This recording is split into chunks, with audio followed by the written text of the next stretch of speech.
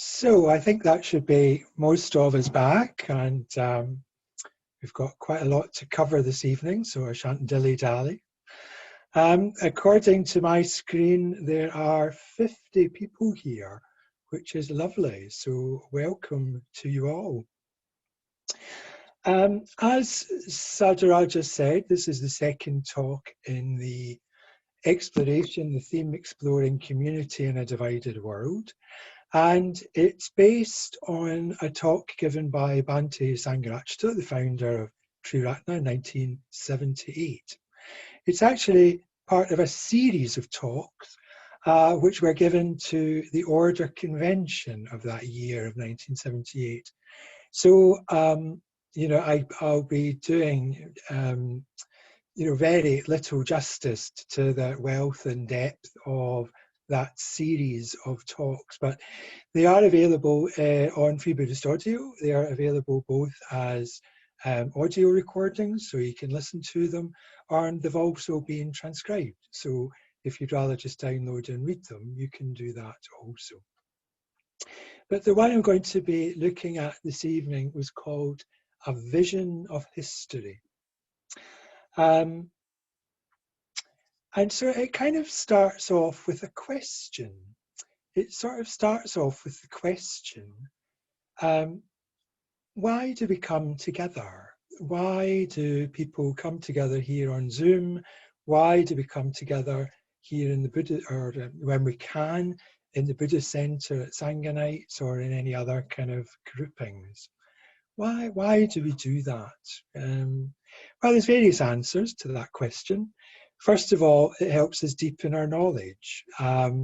As we're coming along, we find the Dharma fascinating and interesting, and it's always interesting to hear the Dharma as put forward by somebody else. So the Dharma, as it were, being filtered through somebody else's mind. Even if we've heard it before, it can still be interesting to hear it filtered through somebody else's mind. Coming together helps us renew our inspiration.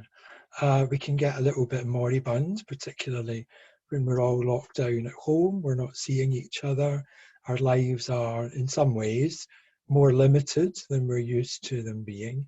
It can have an effect on just our general level of inspiration. And coming here together on Zoom can help reignite that sense of inspiration that we have for the path of life that we've chosen. We can see friends. We can help support each other. We may just simply enjoy it. There may be a whole mixture of emotions going on that amounts to a degree of enjoyment, so we just enjoy it. But what I'd like to sort of suggest and then expand on a bit is that coming here together in groups and meditating together, discussing together, listening to talks together, it helps to broaden our perspective. And it's important that we have a broad and deep perspective on things. So tonight we're going to be looking at broadening our perspective. So we're going to be looking at broadening our perspective through, as it were, the entire sweep of history. So history, in a nutshell, is just kind of looking at what happened in the past. That's what history is. But there's various ways that we can do that. We can look at facts and dates rather dryly. We can say such and such happened on such and such a date. Such and such a war started. Such and such a war finished. Such and such a king came to power. Such and such a king died. Such and such a volcano erupted. We can look at history through all of these sort of just the facts and figures of dates. We can also look at sort of the sweep of history and try and interpret the facts that we know. We can look at history through the kind of series of great figures. So we have Julius Caesar, we have Winston Churchill, we have Charlemagne, we have Joan of Arc, we have Margaret Thatcher. We have a huge kind of panoply of great figures who have influenced the world and have, as it were, cast a bit of a shadow on the world in terms of that influence and in terms of how we how we remember them. We can look at history through the rise and falls of civilizations. There was the Greek civilization, then there was the Roman civilization, somewhere else there was the Mayan civilization, there was the Aztec civilization. More recently there was a British, not quite civilization, but empire, similar sort of territories. So we can look at the sort of sweep of history through the rise and fall of different civilizations. And if we're Marxists, we can look at history through the rise and falls of different economic systems. So economic systems that were in play at different times through capitalism, through to communism. So there's all these different sorts of isms. And of course, history, in a way, is not any single one of these. It's kind of a mixture of all of these. So there could have been a certain civilization with a certain economic philosophy in place. Within that civilization, there were different kings and queens that came and were born and died. Within that civilization, there would no doubt have been various wars that took place. Through most of history, war was sadly never far away. So we can look at history through all of that, and there are pitfalls, there are advantages and disadvantages, but basically history is very difficult to kind of pin down. I remember when I was being taught history in the 1970s in school in Scotland, we were told about the dissociation or the sort of slight arrogance or the what's the word? I've lost the word. Of the sort of the ruling classes in France for the suffering of the population who were starving, and that Marie Antoinette was apparently told about the suffering of the people of France and that they were starving and they had no bread to eat. And she famously quipped in Scottish school history, at least, well, let them eat cake. A very arrogant, horrible thing to say about the suffering of a population.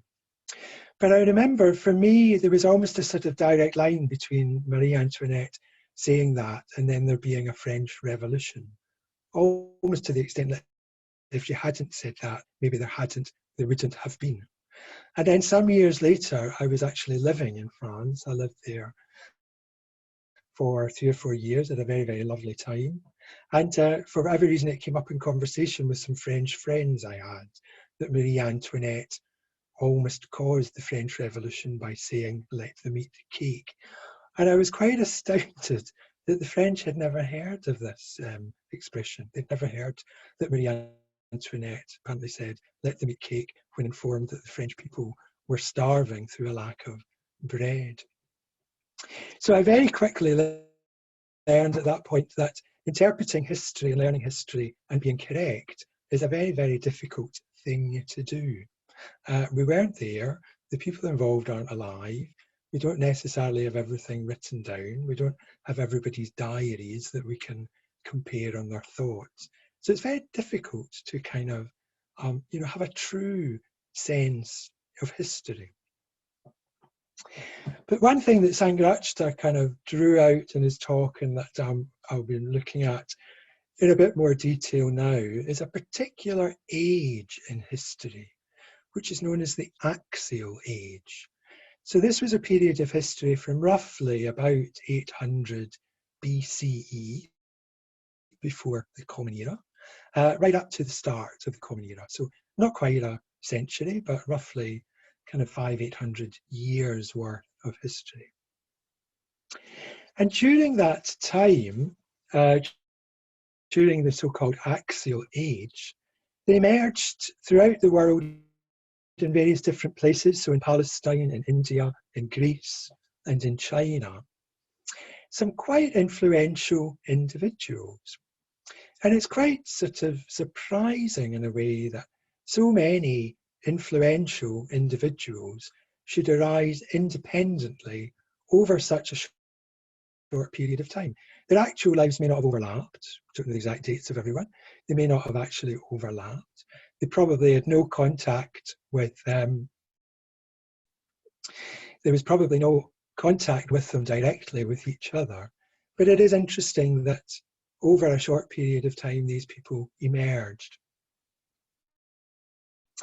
So we had, for example, in Greece, we had the great philosophers, Socrates, Plato, Aristotle.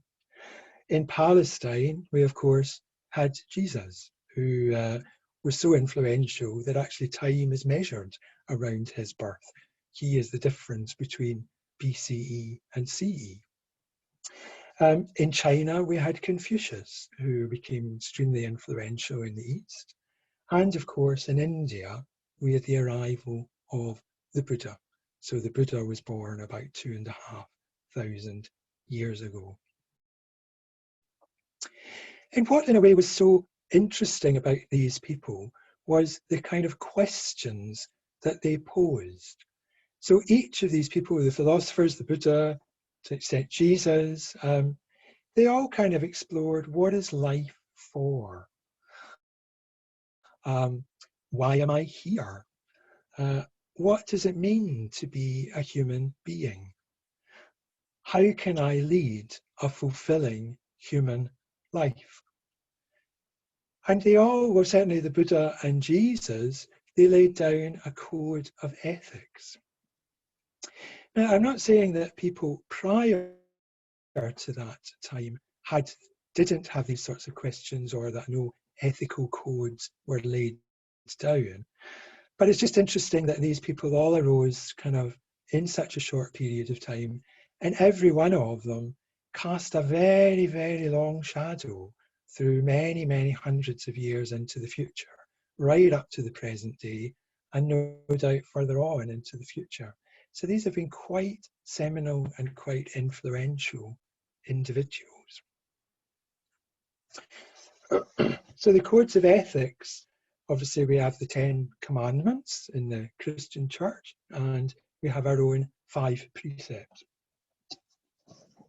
So they saw the importance of ethical behaviour as a way, as it were, of addressing those questions of what it means to be human and how to lead a fulfilling human life. So what else did these individuals have in common? Well, they were all self-aware. They were aware of being aware. They were emotionally positive. They questioned things. They accepted responsibility by and large, and primarily they examined their experience. They examined the experience of being alive and being human, and they asked questions about it. They didn't just accept what was the considered norm of the day. They examined and they questioned. And these qualities of examining and questioning, of being self-aware and being emotionally positive, are the qualities and the characteristics of what we would describe as a true individual today. So what we could say was that during this axial age of 2,000 to 2,500 years ago, we saw the emergence of, as it were, a new strain of individual. Sadly, we're all very familiar with the terminology of new emerging strains. So 2,500 years ago, we could say that there was a new emerging strain of individual. That was the true individual. And that led on to, as it were, sort of 2 organizing principles of groups of individuals, or collections of individuals. We had the group, which had been pre-existing, existed through that time and still does to this day. The group could be characterized by, for example, the family, for example, the tribe that you may be a member of. A modern day tribe might be something like a football team that is a group of supporters. Or it could be, for modern parlance, it could be a party. So a Conservative Party, Labour Party. And it could be a workplace. A workplace has a sort of group type characteristics associated with it. And what characterizes a group is the sort of the principles of its organizational structure. So those principles would be power, that individuals within the group have a degree of power. The group itself has a degree of power against particular individuals of the group. There are individuals within the group that exhibit degrees of authority. There may be some sort of boss, there may be some sort of assistant. Depending on the situation, there could be all sorts of different roles that are adopted by different individuals that have a degree of power and a degree of authority. And the group tends to also display a degree of reactivity. By reactivity, I would mean that it doesn't suffer criticism well. It tends to react to criticism, to sort of maintain a status quo, to maintain a group mentality, and to try, as it were, to sort of suppress dissent. On the other hand, a collection of true individuals would form what we would know as a spiritual community. Spiritual community is what the Buddhist terms is a Sangha, is what we have here this evening. We have a Sangha Night. We are working to develop Sangha. We are members of Sangha. And the kind of principles underlying the development of Sangha would be primarily metta. So the metta bhavana practice that we have just done before tea is a key principle to the maintenance of a spiritual community. There's a degree of spiritual freedom, or freedom to ask questions. There's no censure for asking questions. And there's a degree of creativity. It's creativity in a spiritual community. Now, thinking of this, I was reminded that, as Sadraja said, for the last sort of 15 years, I think I've worked in different team-based right livelihoods with other Buddhists. But before that, I worked in the outside normal world. And I was struck by a sort of an example to highlight, certainly in the workplace, the different operations of these two groupings, the group and the spiritual community, was through in work if something was to go wrong. So I remember in where I used to work in the old days, if something went wrong, there was a very precise process that would take place. So something would go wrong, it would cause a problem. There would be immediately a lot of tension and fear in the department or the team or whatever, whilst the culprit or the sort of source of blame, the source of the problem, was identified. Once the sort of problem had been identified and the poor individual behind it had been identified, everybody else would relax. And only after, sort of, as it were, blame had been apportioned, whatever it might have been, and the rest of the team could relax, might there have been some sort of emergence of something slightly more positive. So some sympathy for the individual. People might say, well, it nearly happened to me last week, I did something similar. Poor you, it'll be fine, you know, we'll all get on and we'll all get over it and move on. So there was this definite sort of process of finding a sort of blame, finding a culprit, and then there's a relaxation. When I moved into team-based right livelihood, one of the things that I noticed, first of all, was that there was no reduction in the number of things going wrong, but the reaction to things going wrong was quite different. There was no blame ever sought. Indeed, people doing things wrong in team-based right livelihood were usually the first to admit that they had done something wrong. Nobody would try to hide the fact that that had happened. Other members of the team would tend to think first and foremost that that must be really bad, and for that person they must feel really terrible about this thing going wrong, and would rally around to give them some support. And then as a team, we would just rally around to say, well, how do we move forward with this thing that's broken or this thing that's lost or whatever had been lost from our processes? How can we move forward without that? So quite a contrast in the way that behaviours would manifest after the trigger of something going wrong within a sort of team or work environment. So we could say that, if you like, the group exhibits sort of what's known as power mode, and the spiritual community exhibits what's known as love mode. So the power mode is rooted in powers and authorities. The love mode is very much rooted in practice of metta. We could even look and think that the individuals within a group, and therefore by definition the group itself, are rooted in the sort of the three poisons of the mind, and they're not actively working against those three poisons. So they're rooted in greed, hatred, and delusion. On the other hand, a spiritual community is actively working to undermine those three base poisons.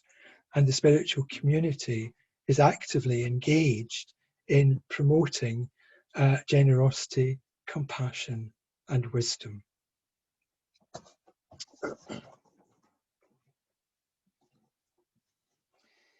Now, the divisions are not black and white. I'd say it is much more of a sort of a spectrum. I wouldn't want to kind of imply all groups bad, all spiritual communities are good.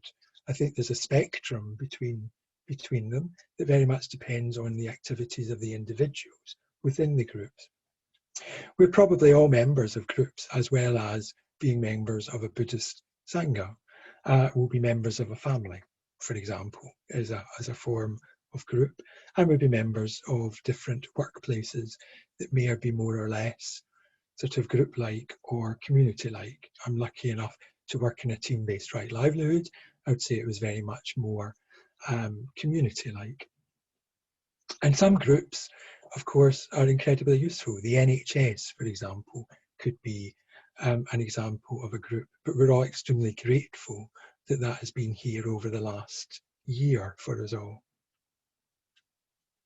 But I think what I would say is that in as much as groups remain rooted in the power mode, in group thinking, and with the root poisons of greed, hatred, and delusion not being challenged, they will, to some degree, be unsatisfactory to an individual who is self-aware and who is questioning how to lead a fulfilling human life.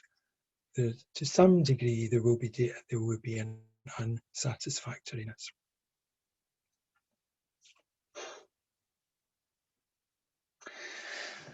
And so you could say, well, why are we not all in kind of blissful spiritual communities? You know, why do we have to kind of exist and suffer within group environments if there is another alternative option? Well, spiritual communities are very fragile. We are always susceptible to the pull of group thinking. The root poisons of greed, hatred, and delusion are very strong, and we shouldn't underestimate the work involved in constantly challenging them. We just need to look at, for example, the various kind of religious philosophies or whatever that have existed through time. The Christian church has been beset by all sorts of breakups and ructions and splits and schisms, and many very effective spiritual groups have drifted into spiritual communities have been lost to the power of the group. The Jewish community has suffered similarly, and indeed the Buddhist community has suffered similarly. Even within Triratna, we've had centres who have succumbed to more group-like thinking. So we have to be very on our guard and very aware and guard preciously any spiritual community that we have lucky enough to be members of. They are rare and very precious. One of the reasons that they are quite rare, as it were, is that you cannot be born into a spiritual community. You can be born into a group. You can have family trends to the maintenance of a group, yet that cannot happen with the spiritual community. With the spiritual community, it is dependent entirely on people wanting to join it. Therefore, the survival of the spiritual group is dependent on being attractive to new followers. And what makes it attractive is the practice of metta, the practice of the love mode, the visibility of acting out of the love mode, out of metta, rather than out of power mode. If ever our individual practice or our collective practice starts to wane, then the visibility of acting out of the love mode, the visibility of our metta practice would start to consequently wane, and therefore the attractiveness of the spiritual community would wane and would eventually peter out. In a way, it's like the spiritual community has to try and have the fourth sight as one of its aims. So the Buddha, before he set off on his quest to become the Buddha, had the famous four sights. So the first three of these were old age, sickness, and death, which, as it were, prompted him to have these questions of what is this human life? How can I live a fulfilling human life if all I am going to do is to grow old, to get sick, and ultimately to die? And it wasn't until he saw the fourth sight, a wandering mendicant, a wandering monk of some tradition, we don't know, obviously wasn't Buddhist, he hadn't become Buddha at the time, that he saw that there was an alternative way to live a life, an alternative way to explore. And he went off to explore that himself, eventually reaching enlightenment, and then by virtue of his teaching, attracted followers who became enlightened, by virtue of their teaching, attracted followers, and so on and so on and so on down the ages. So we have the vast canon of Buddhism that exists today. So we have to aim as a spiritual community to be a bit like the fourth sight for the world around us. And in a way, we could say that our founder, Sangharakshita, himself did that. He arrived in England from India, having been trained very deeply in Buddhist practice, decided to found a new order, started teaching meditation and the Dharma, attracted followers who became more and more experienced under his tutelage, who then went on to teach meditation and Dharma to other people, and so on and so forth. So this was just in the 1960s, so 10 years or so just before this lecture was given in 1978. And now there are well over 2,000 order members in the world. I don't know how many tens of thousands of mitras in the world. There are centres in nearly every major city in the world, certainly the Western world, many more in India. We have retreat centres. We've embraced yoga classes, Tai Chi classes. A vast kind of community of people have, from this one single man, Sangharakshita, built up what Triratna is today. So in a few moments, you'll be invited to go and join your breakout groups, which is a bit of a contradiction in terms. So it's definitely group with a small g, not a large g. So many of you are probably in Mitra study groups. Any of you who have asked for ordination may well be in Going for Refuge or GFR groups. Now we mustn't confuse the collective noun with the purpose.